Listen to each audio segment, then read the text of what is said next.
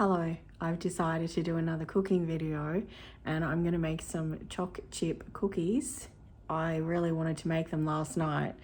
So then this morning I still wanted to make them. I thought I'm just going to do it. This is an absolutely delicious recipe. They are like bakery cookies. There is a YouTube channel that I got this recipe from, so I will link it. Because they just have some awesome recipes and they do different versions of this cookie. They do, I think they do like a cookies and cream one, a birthday one, a red velvet, which I've made, which is absolutely delicious. But this is just the normal choc chip. They're called New York cookies. And so I'm gonna make them for you today. I also wanted to add, please excuse how I look. I look absolutely exhausted because I am. I was talking to a friend last night and worked out I have had approximately 34 hours sleep in the last week. That is no joke. And I think it's really caught up with me.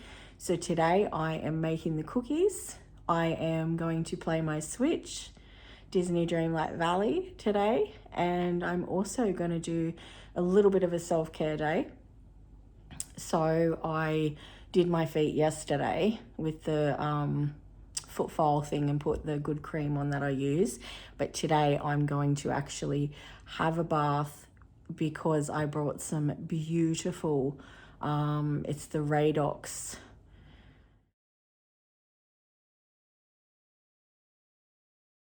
can't remember what it's called, but it's in like a pink bag and it's got acai berry in it and it just smells absolutely divine, and it's got all sorts of goodness in it, the bath salts basically.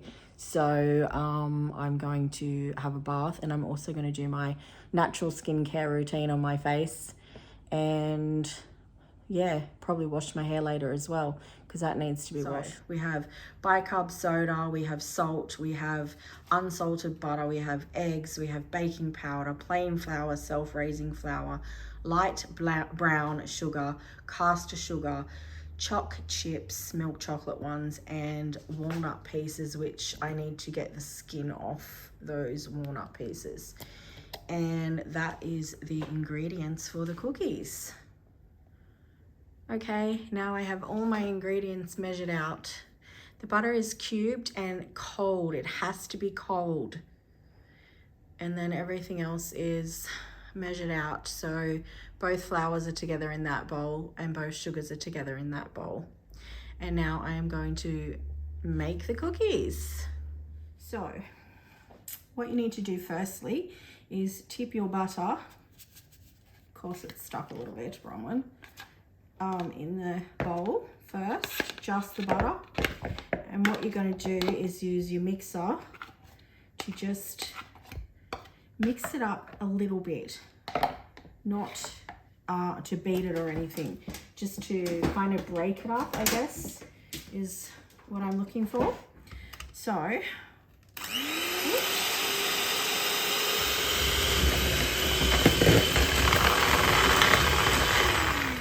this is a little bit violent, you know, it's a bit full on. That's running on one.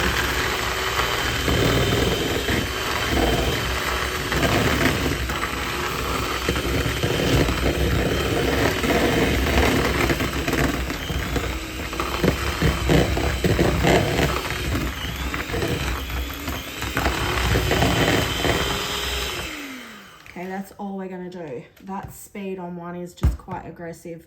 I don't want to overmix it, so we just need to do that. I've got this little mixer plugged into an extension cord, and it's kind of, because it's very short and it's hanging down and it's pulling on the cord because it's heavy. So next you want to put your sugar in, and with this whole mixture, you don't want to beat it and you don't want to over mix it.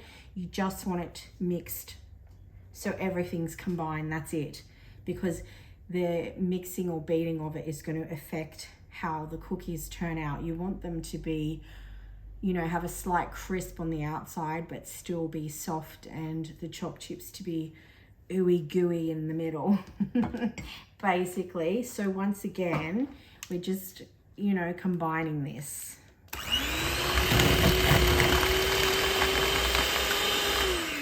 I cannot use this mixer. It's too full on for this. So that mixer is just too much. I'm just gonna do it by hand because it's much easier. That is like, I'm just putting it on number 1 and it's going nuts. At home, I have one of the stand mixers, and it can go like quite low so that you can just gently mix it. And then I also have the different attachments, like the paddle thing is really good for mixing this sort of thing. But just gonna have to do it the old-fashioned way, people, because I don't want stuff to fly everywhere, and I don't want it to be over mixed, because as I said, that affects the texture of the cookies. So you're not actually like creaming this together like you do for a lot of recipes. When you mix butter and sugar, you kind of cream it. You're not doing that for this. You just want it mixed so it's kind of like little nuggets, basically, of sugar, which is obviously going to take me longer doing it this way. My arm is hurting already, but I just can't use that mixer because it's going to just send sugar flying all directions. So I'm just going to keep mixing it by hand anyway. I'll come back when it's mixed. Okay, so I have mixed it the best I can for now. So yeah, it's just, it is what it is, people. That's life. I'm not at home in my own kitchen, so I've got to work with what I've got.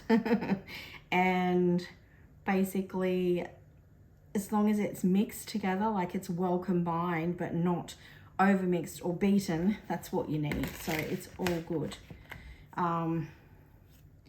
Next, you mix in the choc chips and the walnuts. So with everything that you are now mixing in, it is basically just, and the walnuts are very well chopped up.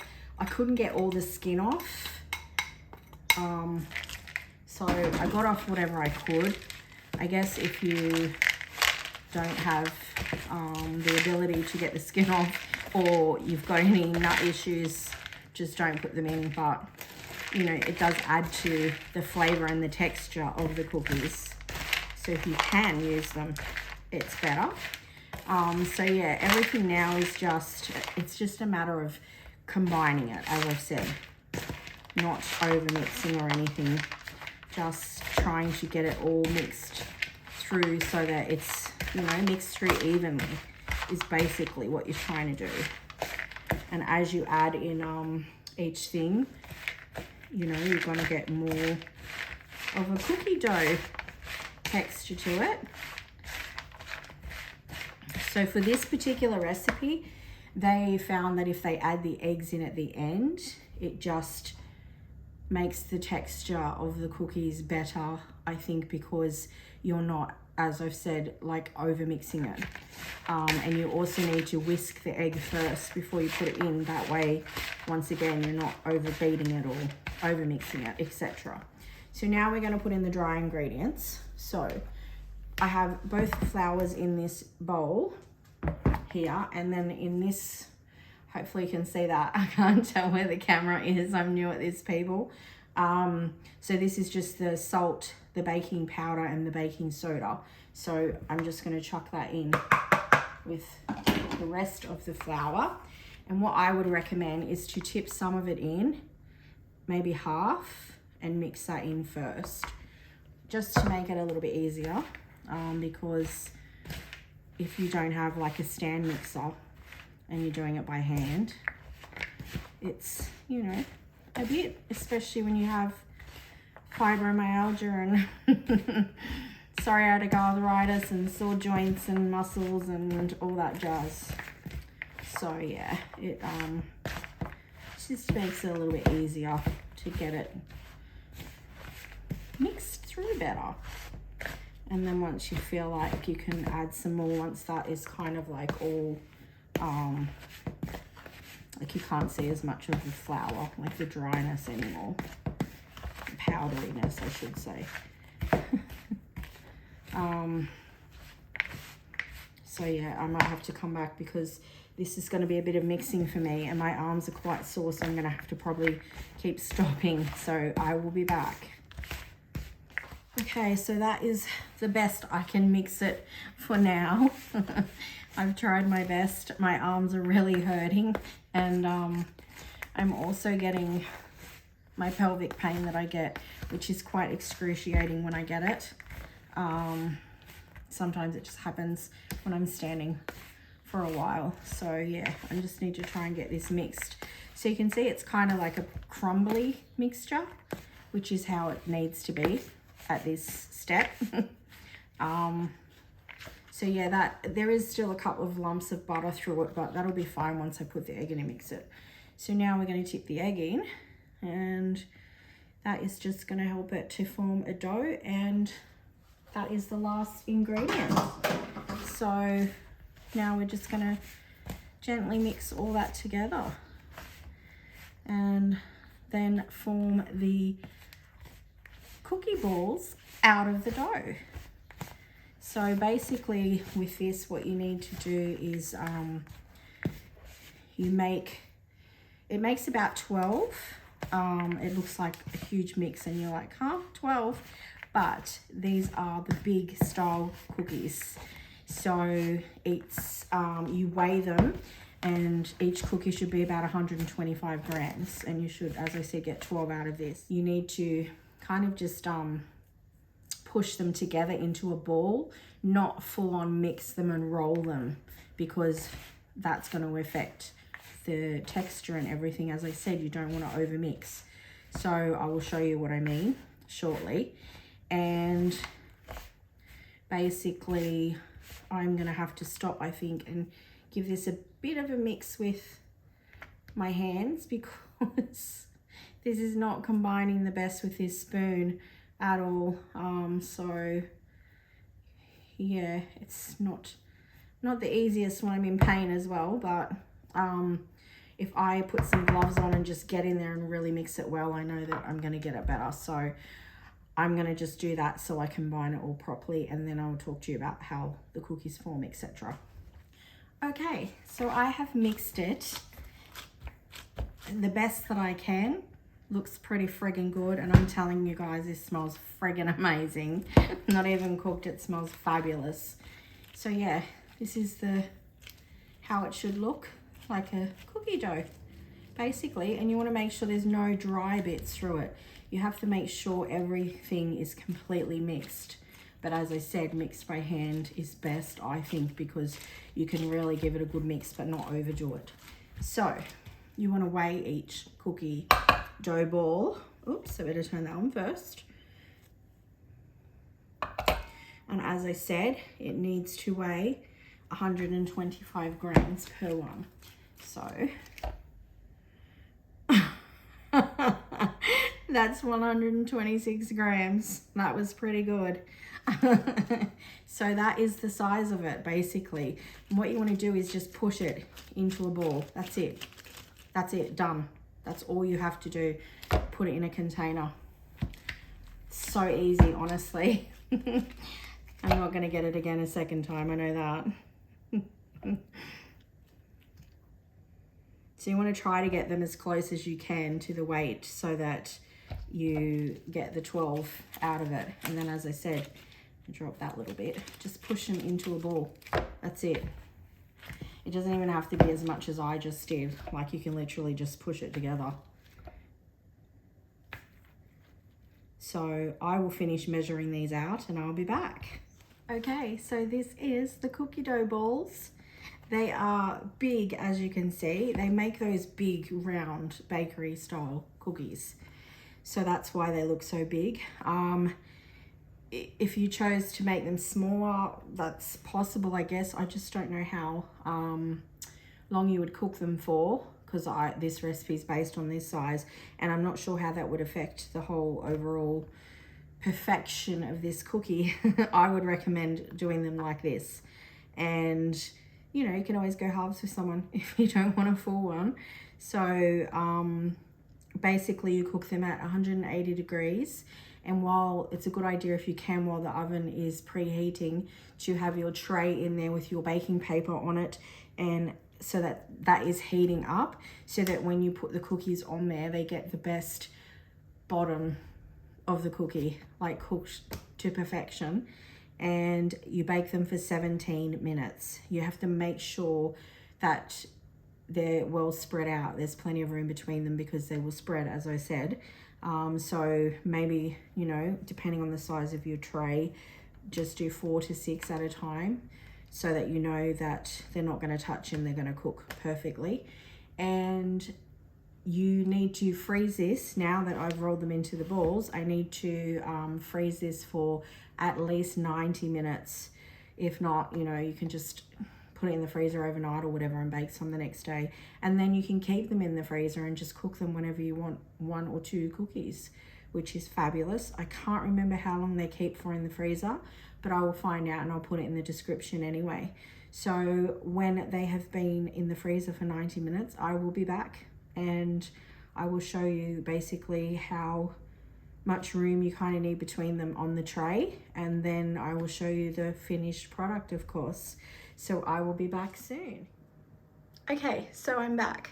So these are the cookie dough balls that have been in the freezer for a few hours now, and this is kind of the room that you need to have between them. So, you know, if you've only got a tray this size, do 4. Don't risk it trying to do more. They don't take that long to cook. It's like 17 minutes, so you want perfect cookies. So you need to have them spread out like this. And I will be back when the cookies are ready. Okay, so we have the finished cookies here. This is the next morning. I had some issues, let's just say, with the oven. I did a video on that, so if you want to watch that. Anyway, I've baked the cookies 3 different times just because at home I have electric oven and I'm so used to using that. I just needed to get it right in the gas oven.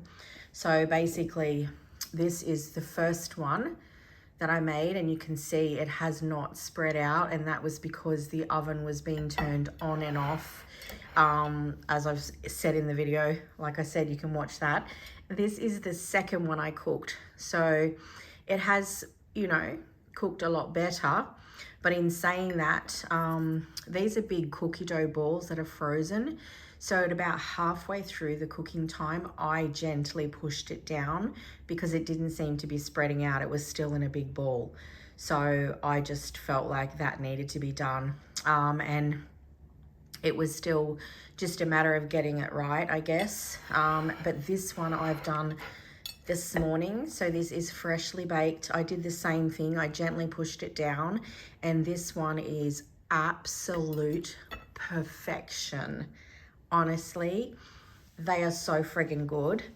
You've got to make them, but they're sweet and one is a lot. So like I said, you can cut it in half and share it with a friend. Okay, I hope you enjoyed this video. Bye.